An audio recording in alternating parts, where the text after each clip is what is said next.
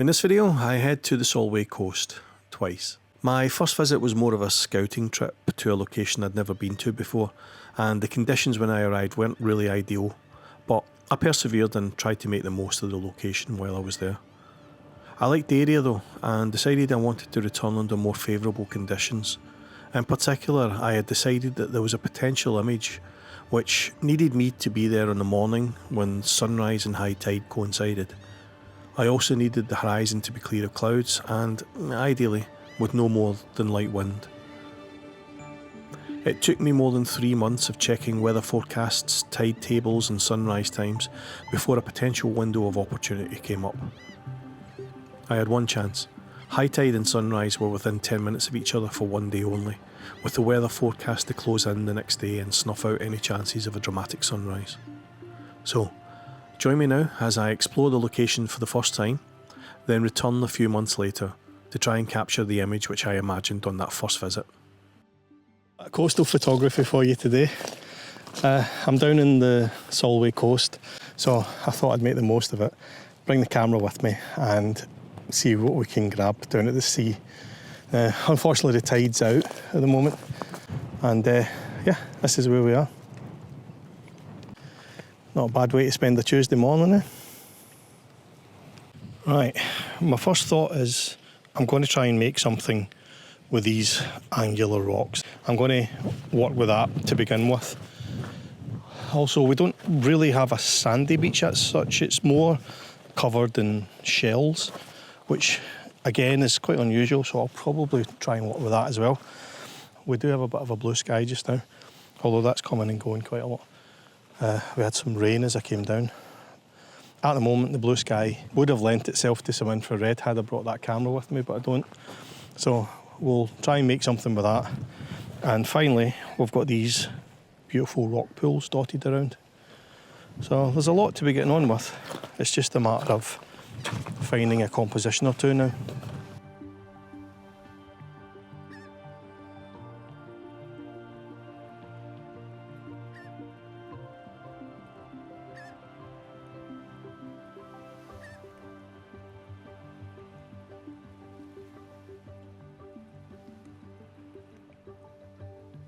Yeah, I think I've decided this is going to be a day of looking for patterns in the rock and in the seaweed and on the sand, because this is it's quite an unusual location for me. This is not the sort of thing I normally shoot, and I love, it's almost like folds in the rock there, do you see that?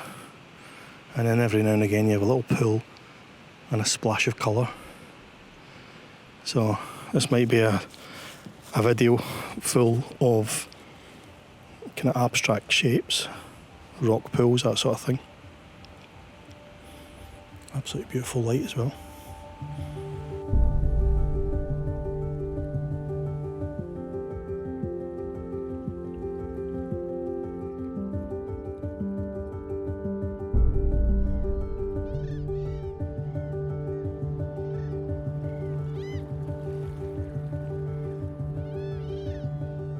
Well, I've been told that there are caves and stuff like that, and this looks like prime candidate territory for that, doesn't it? So I'm going to take a wander in amongst these rocks and see if I can find anything that I might be able to make into an image.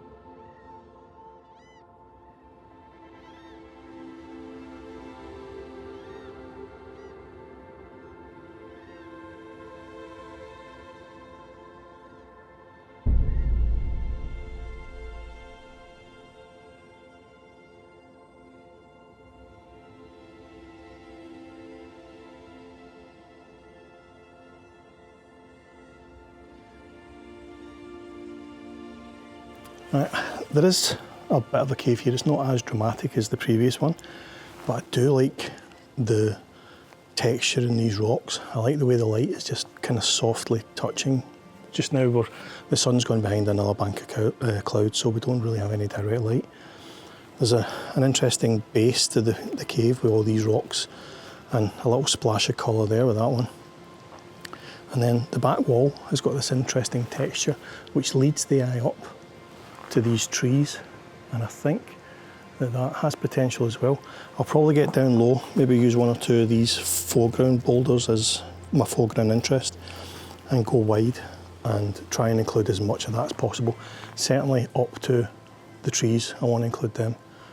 So if I can't do it in one exposure, then I'll do a vertical crop, a vertical panel and stitch them together, because I want to include this boulder here because it's got some amazing textures, and I do want to include a little hint of those trees. So let me get the camera set up and we'll see if we can do anything with it.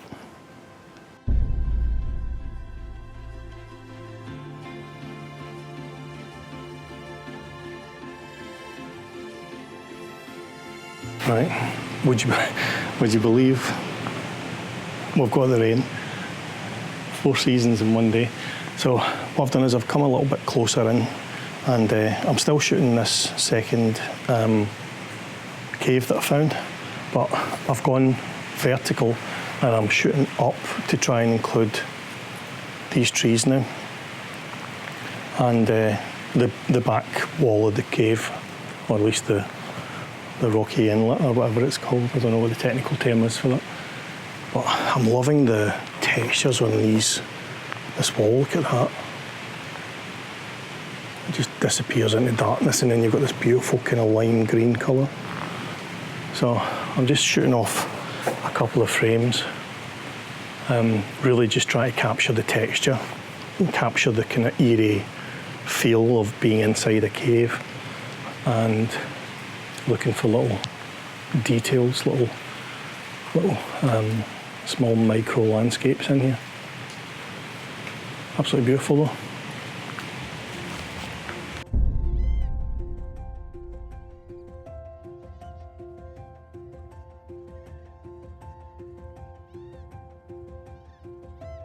Right, I was too busy shooting inside the cave and paying attention to the details to notice what was going on behind me, but the sun's actually just broke through the clouds again, and it's now starting to light up the sand and the water. So it's given us a kind of interesting little separation, and the fact that we've had some rain is just adding a bit of sheen, a bit of glistening to the rocks. So I'm going to maybe something like that, take a composition like this, where you've got these foreground rocks kind of leading the eye down to the water, and then the water beautifully framed by the entrance to this little cave. Beautiful. I'm going to be quick because the sun's breaking through and I think we're going to lose the dramatic light any second.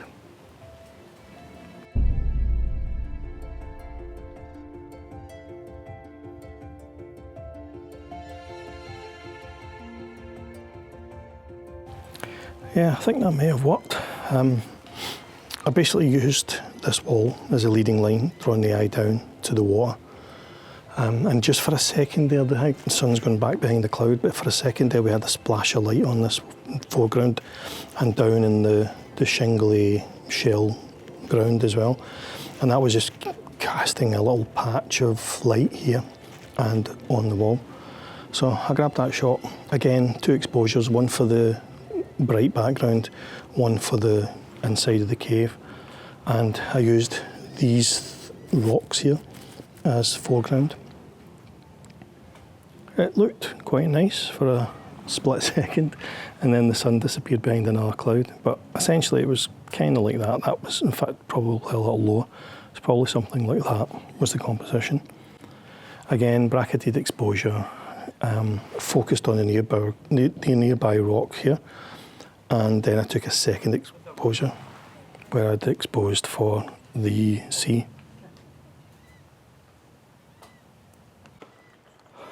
Yeah, that little burst of rain had the effect of making the seaweed and the rocks even slippier and even more treacherous.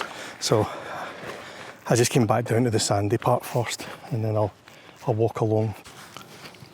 Right, what do you make of this?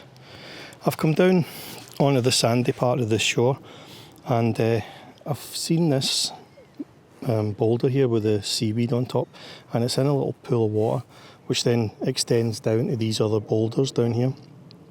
You've got the horizons, you've got nice wispy clouds in the sky. I've no idea what's going on with the weather today because it was raining like 5 minutes ago, but I think I quite like that. You're using the rock as your foreground interest. The leading line is obviously this line of water that's leading you down there, and then just a beautiful seaside vista. Quite like that. It's a very basic, simple shot, but I like that.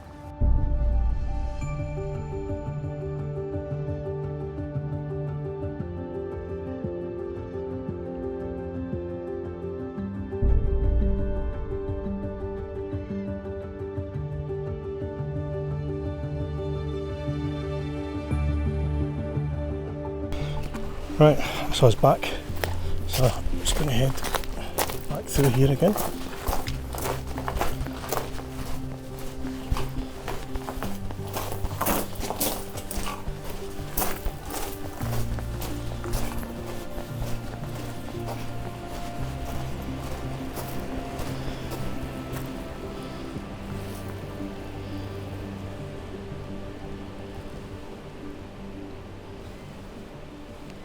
It's quite a nice place, that, actually. I've never been before, and I'm going to come back here. I've got 2 ideas as to when I'm going to come back, so yeah, look out for a wee bit more from this location in the coming months. So, what was the image that I had in mind? Well, as I was walking back through the cave, I realised that there was evidence that the tide, when it's at its highest, fills that cave, and I thought it might make for an interesting shot if I could come back when that cave was filled with the sea, and ideally around about sunrise with a clear horizon. And my thinking is that the rising sun, if I got the angle just right, would fill that cave, hit the water, and the reflections would light up the inside of the cave. And I thought that that might make for quite an interesting and unusual image. I'm down at the Solway coast this morning. It's just after sunrise, and it's bitterly cold. It's -8.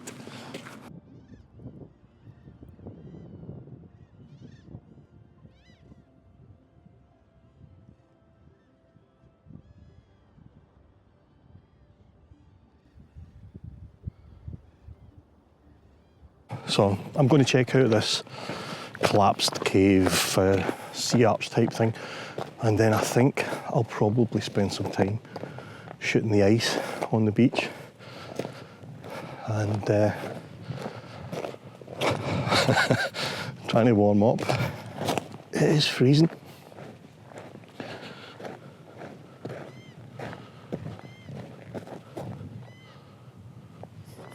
So something strange.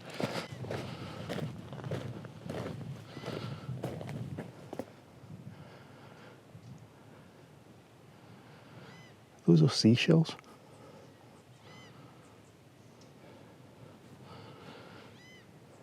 What's that all about?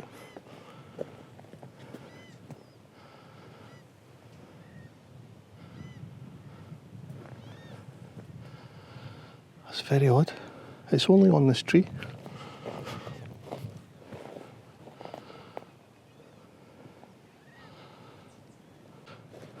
If anybody knows what that tradition's all about, could you... Oh, in fact, there's another one. If you know what that tradition's all about, could you leave me a comment? Because I have no idea. I've never seen that before. Look, there's another one.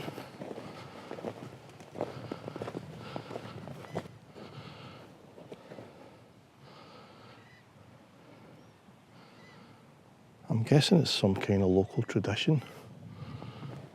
We're at the cave. So it was this kind of idea I was hoping for, where you'd had the water coming straight up through the gap in the rocks. This isn't actually the one I'm going to shoot, but it's that sort of idea.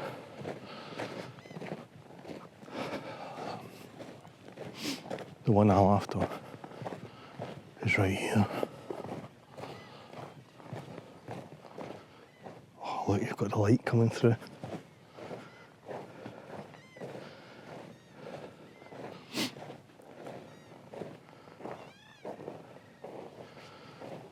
Oh, and look just how close the water is,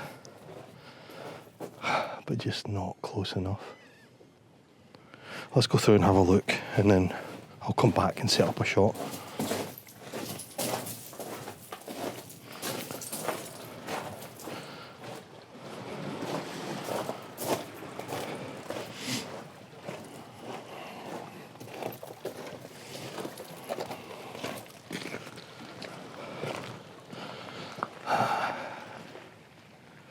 This close. Another metre or so, and the water would have not been stopping here. It would have been stopping inside the cave, and I would have got the shot. It's a pain.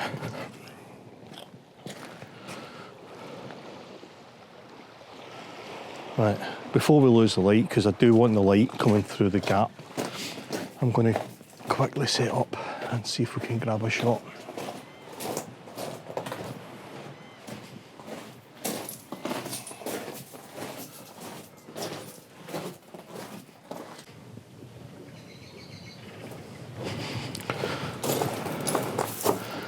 I think probably something like that.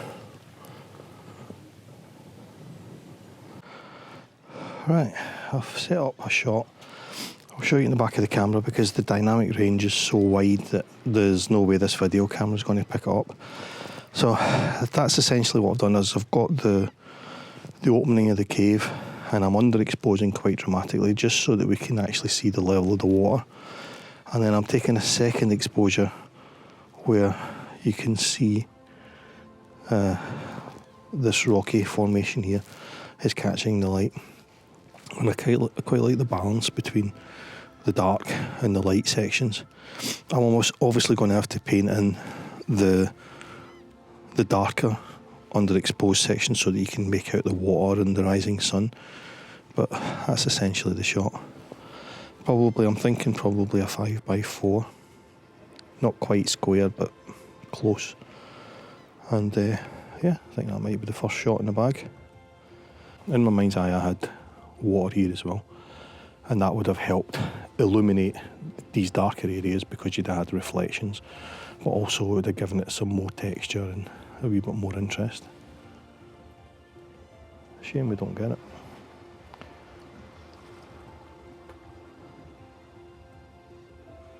I love that sound of the lapping waves.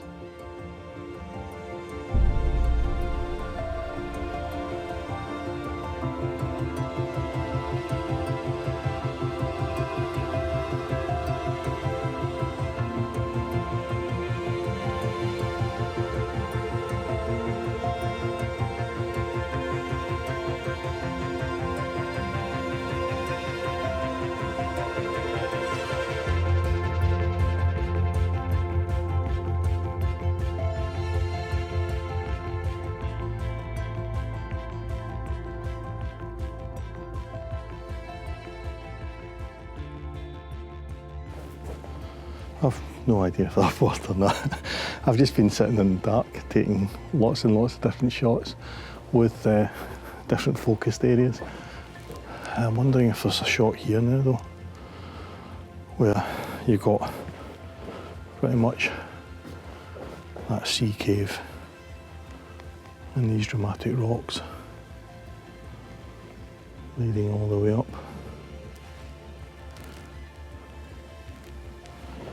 Probably have to. So you want to make the most of the cave, don't you? So that's probably going to be something like that.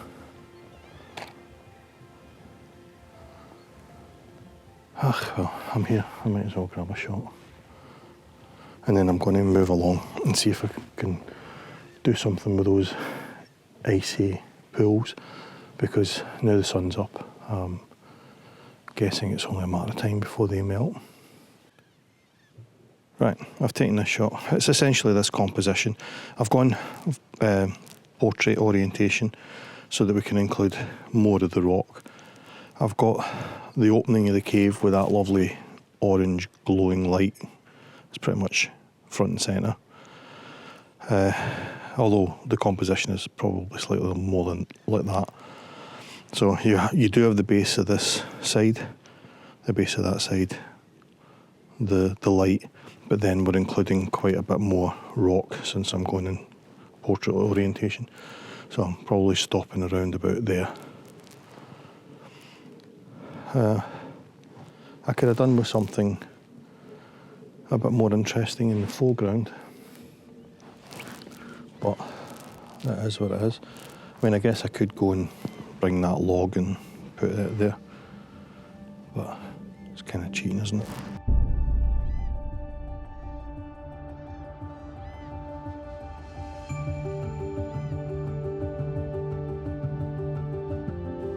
Right, the sun is now hitting some of the areas where those rock pools were frozen over, so I'm going to quickly go there on the off chance that there's still some ice, and then what I might do is head back here towards the cave again. I've still not explored this little area either. Yeah, we're just a little further along. Still no way along the coast though. Right, I'll head back in and we'll go and see if there's anything where these frozen rock pools are, and then we'll maybe head back. Okay, right, I haven't actually got to the rock pools yet, because as I was walking across I noticed all these amazing patterns and the frost that's developed on the rocks and on the shells that are making up the beach. And so I've just been picking out little individual scenes where we've got frost covered shells and frost covered stone. We're obviously in the dark just now because I think as soon as the sunlight hits it, that's going to melt. But yeah, it looks very unusual. So I'm just trying to grab a couple of little close-up macro type shots of those little frozen shells and frozen rocks.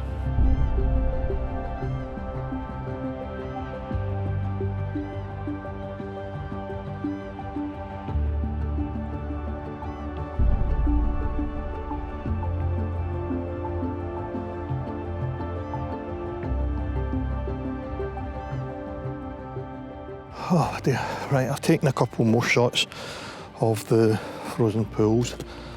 I think I'm going to call it a day. It's freezing. Hope you enjoyed the video, something a wee bit different for you. If you did, give us a little thumbs up, if you leave us a comment and let us know if you enjoyed the images. I'm going to head back to the car, stick the heating on and try and defrost myself. Thanks for watching, and I'll catch you in the next one. Cheers, bye.